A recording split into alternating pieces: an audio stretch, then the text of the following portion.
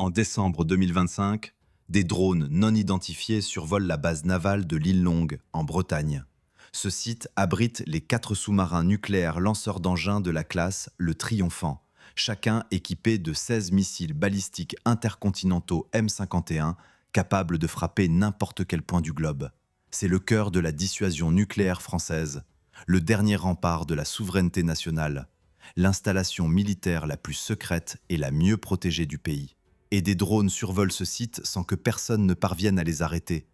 Sur place, les soldats tentent de neutraliser les intrus avec des fusils brouilleurs portatifs et des fusils de chasse à canon lisses de calibre 12. Aucun des deux moyens ne fonctionne. Les drones poursuivent leur ronde au-dessus des silos et des bassins, captant des images que personne ne sait qui recevra. Le même mois, d'autres appareils sont repérés au-dessus du camp militaire de Mourmelon, d'un convoi ferroviaire transportant des chars Leclerc près de Mulhouse, de l'usine de poudre Eurenco à Bergerac et du centre de renseignement militaire de Creil.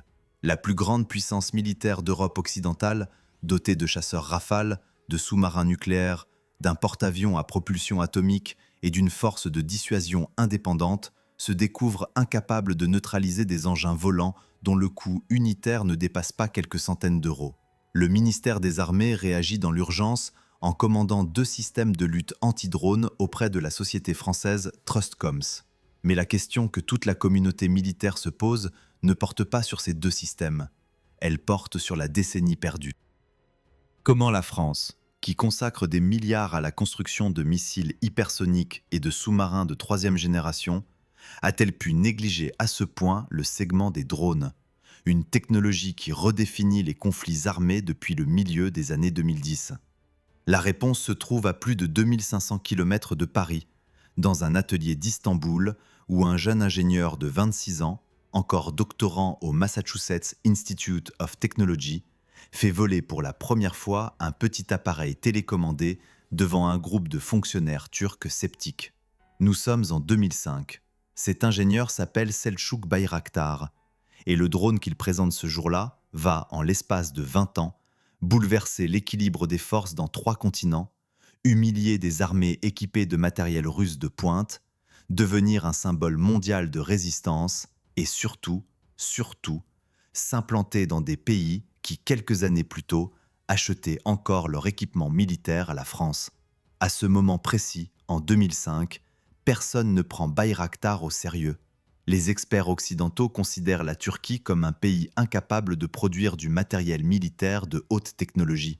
L'idée qu'un drone turc puisse un jour rivaliser avec les programmes américains ou israéliens provoque des sourires condescendants dans les salons de défense européens.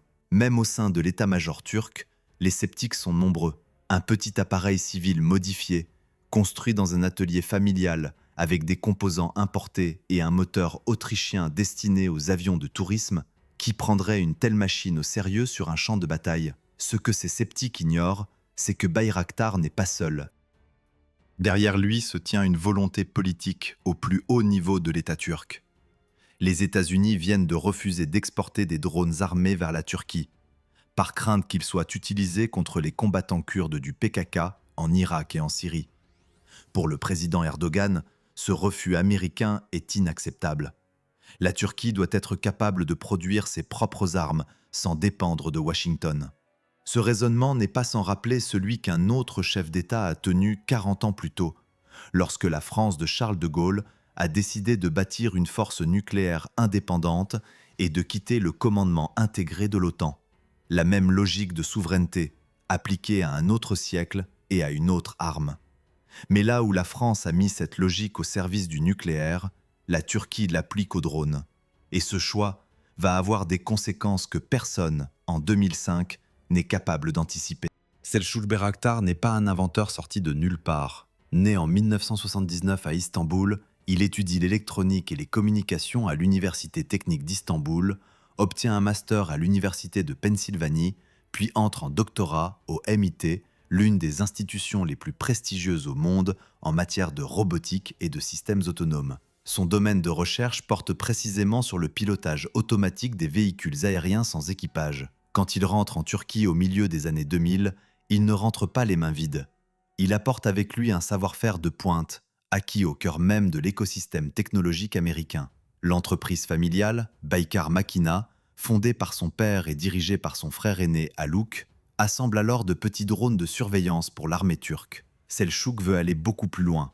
Il veut construire un appareil capable non seulement d'observer, mais de frapper. Le développement du programme qui deviendra le Bayraktar TB2 débute formellement en janvier 2012, après plusieurs années de prototypes et d'essais préliminaires. Le nom TB signifie Tactic Block, bloc tactique. L'appareil est un monoplan à aile haute de 12 mètres d'envergure et 6 mètres et demi de long, propulsé par un unique moteur à piston monté entre deux poutres de queue. Sa masse maximale au décollage ne dépasse pas 650 kg, un poids plume comparé aux mastodontes américains. Le MQ-9 Reaper, par exemple, pèse près de 5 tonnes au décollage, soit presque 8 fois plus. Mais cette légèreté est précisément le point fort du TB2.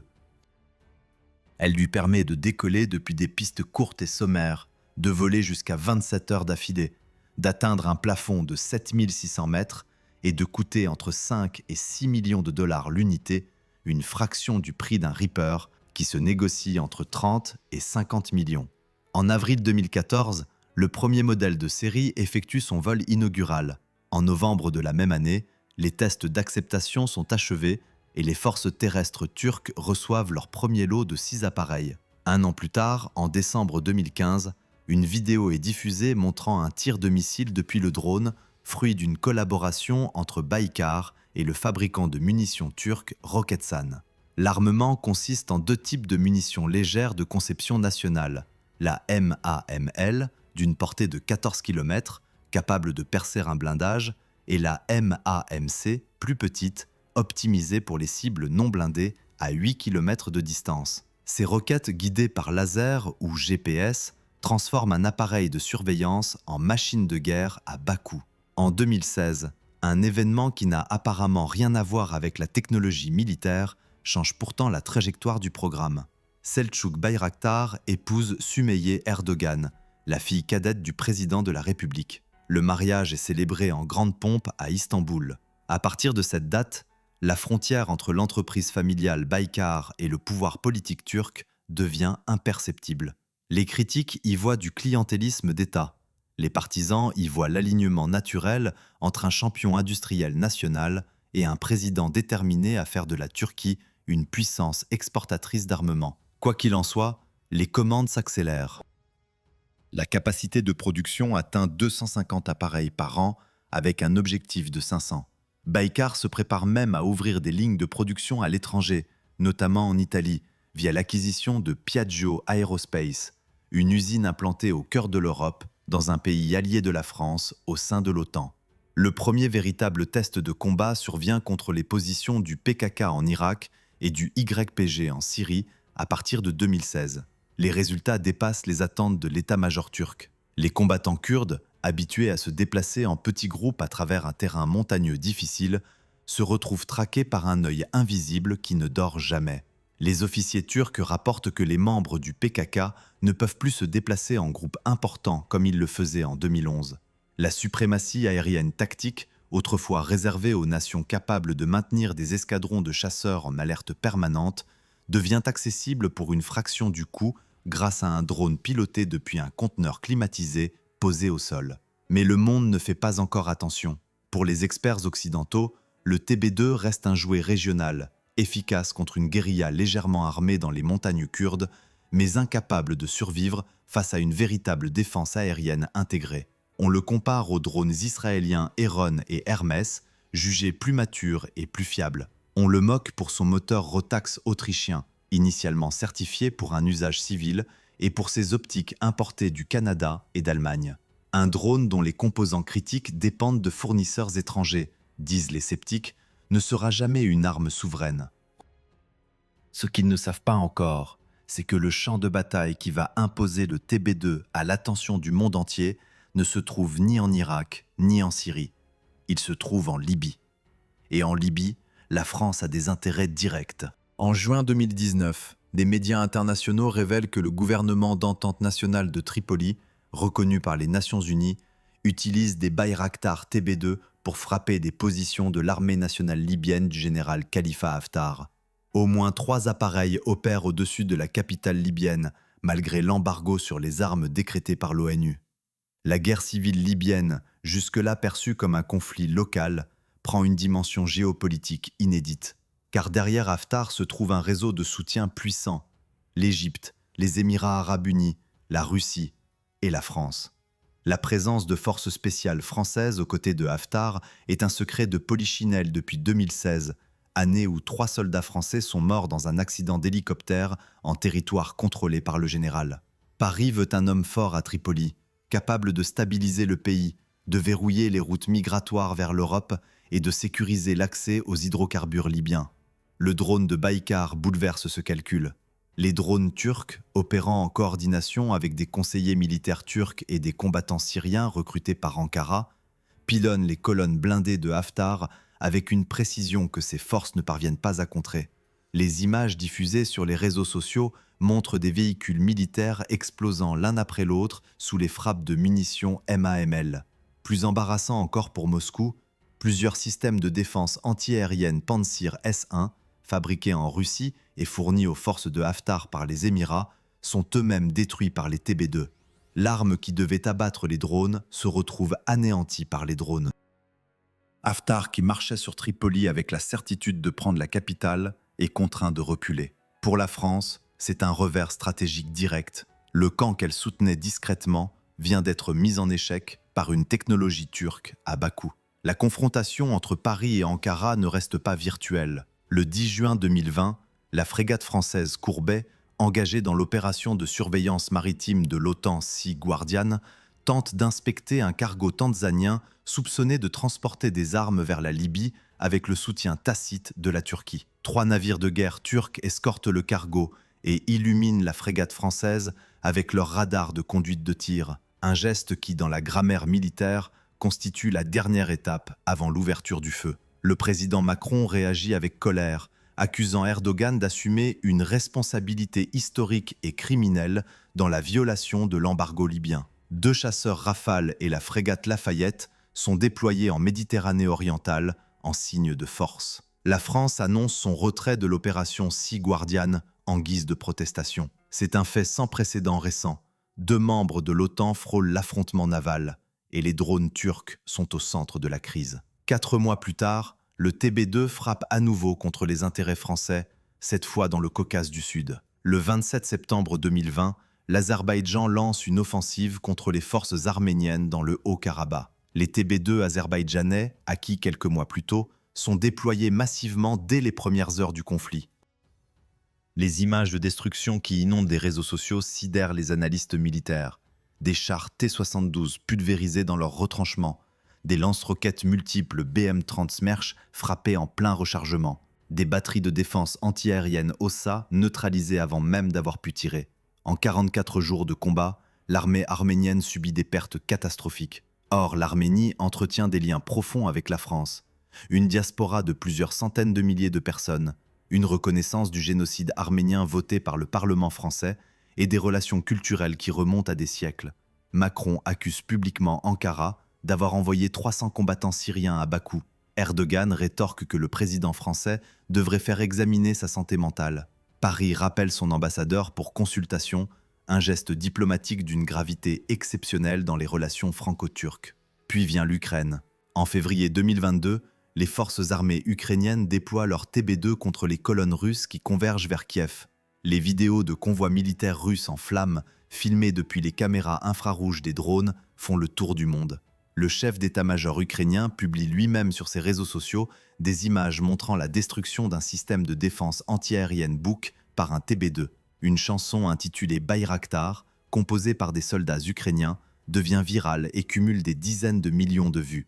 Le drone turc accède au statut de symbole planétaire de la résistance face à l'agression. Mais la suite est plus nuancée.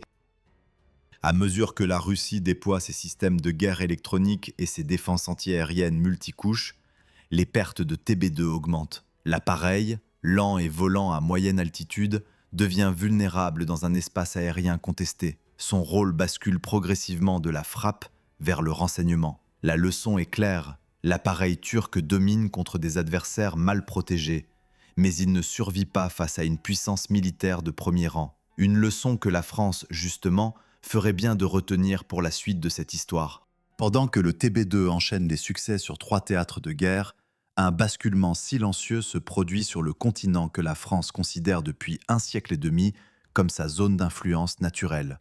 En 2022, la junte militaire au pouvoir au Mali exige le départ des forces françaises. Après 9 ans de présence continue dans le cadre des opérations Serval puis Barkhane, les derniers soldats français quittent le sol malien en août. En janvier 2023, c'est le Burkina Faso qui ordonne à la France de retirer ses troupes dans un délai d'1 mois. En décembre de la même année, le Niger, où la France opérait ses drones MQ-9 Reaper depuis la base aérienne de Niamey, annonce la rupture de l'accord de coopération militaire avec Paris. 3 pays du Sahel, 3 alliés historiques de la France, 3 ruptures en moins de 18 mois. Ce qui survient ensuite est plus douloureux encore que le départ lui-même. Ces 3 pays ne se contentent pas de tourner le dos à Paris. Ils se tournent vers d'autres fournisseurs d'armes, et parmi les premiers noms sur leur liste de commandes figure un appareil devenu familier, le Bayraktar TB2. Le Mali en acquiert pour soutenir sa lutte contre les groupes djihadistes dans le nord du pays. Le Burkina Faso s'équipe du même modèle pour tenter de reprendre le contrôle de vastes zones rurales tombées aux mains des insurgés. Le Niger, qui hébergeait encore quelques mois auparavant les drones américains de l'armée de l'air française, commande à son tour des TB2 à Ankara. Pour chacun de ces gouvernements, le message est double. Nous n'avons plus besoin de la France pour assurer notre sécurité et nous pouvons obtenir des capacités aériennes comparables pour une fraction du prix que coûtait la présence militaire française. Le phénomène ne se limite pas au Sahel. Le Maroc, client historique de l'industrie de défense française et premier importateur d'armement français en Afrique du Nord, a intégré des TB2 dans son arsenal dès 2021. Le Nigeria, première économie du continent africain, opère ses propres TB2 pour lutter contre l'insurrection de Boko Haram. Le Togo et le Sénégal, 2 nations francophones longtemps ancrées dans l'orbite de Paris, figurent également sur la liste des opérateurs. L'Éthiopie a utilisé des TB2 dans le conflit du Tigré. Le Tchad, qui abritait le quartier général de l'opération Barkhane à N'Djamena, est lui aussi répertorié parmi les pays ayant acquis le drone turc. Au total, plus d'une dizaine de nations africaines exploitent ou ont commandé des TB2, et la Turquie ne cache pas son ambition de devenir le premier fournisseur de drones du continent. Le calcul qui pousse ces pays vers Ankara est d'une simplicité redoutable. Un TB2 coûte entre 5 et 6 millions de dollars.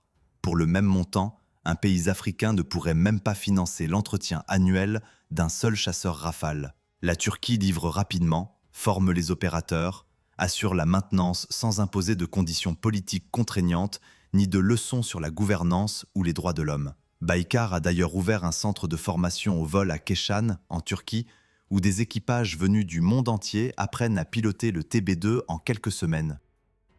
En 2024, des stagiaires kényans y achevaient leur certification. Les observateurs notent que la Turquie se présente désormais dans plusieurs capitales africaines comme un partenaire alternatif à l'ancienne puissance coloniale.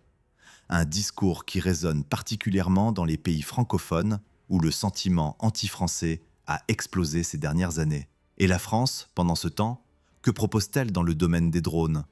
La réponse est brutale, rien de comparable. L'armée de l'air et de l'espace française dépend de 16 MQ-9 Reaper achetés aux États-Unis à partir de 2013. Ces appareils, initialement acquis comme une solution temporaire en attendant le développement d'un drone souverain européen, constituent toujours l'épine dorsale des capacités françaises en matière de surveillance et de renseignement aérien à longue endurance. 12 ans après la première commande, aucun remplaçant national n'est en vue à court terme. Le programme Eurodrone, lancé conjointement avec l'Allemagne, l'Italie et l'Espagne sous la maîtrise d'œuvre d'Airbus, devait combler cette lacune. Doté d'un budget de 7,1 milliards d'euros pour 60 appareils répartis entre 4 nations, le programme affiche un retard considérable. Les premières livraisons ne sont pas attendues avant 2031. Et en février 2026, la presse spécialisée révèle que Paris négocie discrètement les conditions d'un retrait pur et simple du programme, jugeant l'appareil trop volumineux et inadapté aux conflits de haute intensité. Le contraste est saisissant. La Turquie, dont le budget de défense représente à peine un tiers de celui de la France, a réussi en moins de 15 ans à concevoir, produire, exporter et déployer en combat un drone devenu une référence mondiale. La France, deuxième exportateur d'armes de la planète, championne autoproclamée de la souveraineté industrielle, en est réduite à acheter des drones américains pour surveiller des territoires où les drones turcs prennent désormais la relève. Cette réalité, aussi désagréable soit-elle à entendre, n'est cependant pas la fin de l'histoire.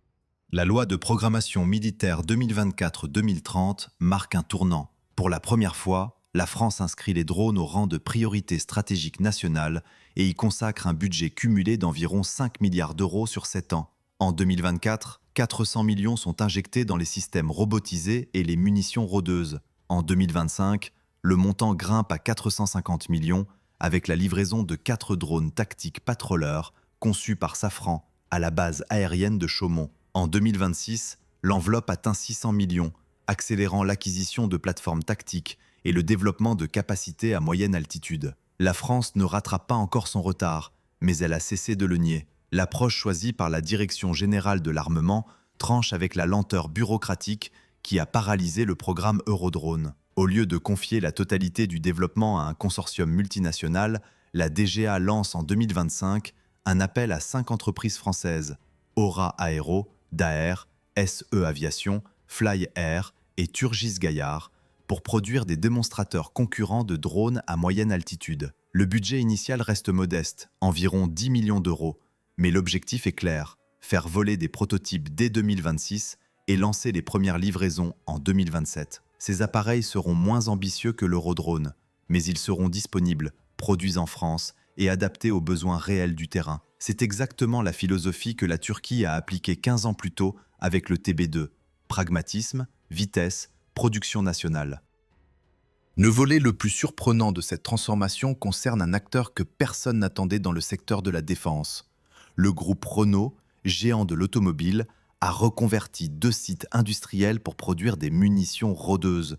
Ces drones à usage unique qui plongent sur leur cible et explosent à l'impact. En partenariat avec l'entreprise Turgis Gaillard, les chaînes de montage atteignent une capacité de 600 unités par mois. Parallèlement, les sociétés Delair et KNDS livrent aux forces armées les premiers exemplaires de la munition Damoclès, un engin conçu pour frapper des cibles mobiles à courte portée. MBDA, le missilier européen dont la France est l'un des piliers, développe de son côté, en collaboration avec Aviation Design, une munition rôdeuse à longue portée dont les caractéristiques rappellent celles du drone iranien Gérant 2, massivement utilisé par la Russie en Ukraine. Les premières livraisons sont prévues pour 2027. Sur le front défensif, la prise de conscience est tout aussi brutale. Les survols non autorisés de sites nucléaires ont agi comme un électrochoc. Thales et le groupe CS déploient le système Parade, une solution de guerre électronique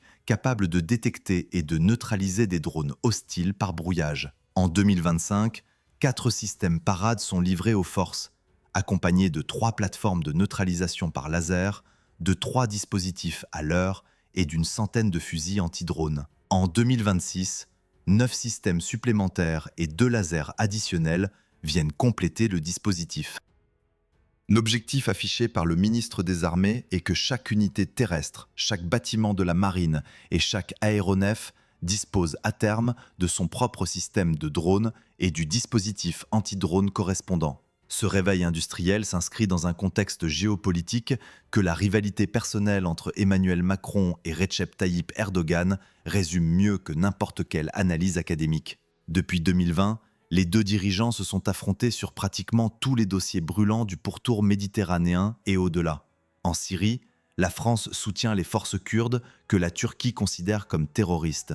En Méditerranée orientale, Macron déploie la marine française aux côtés de la Grèce et de Chypre contre les revendications maritimes turques.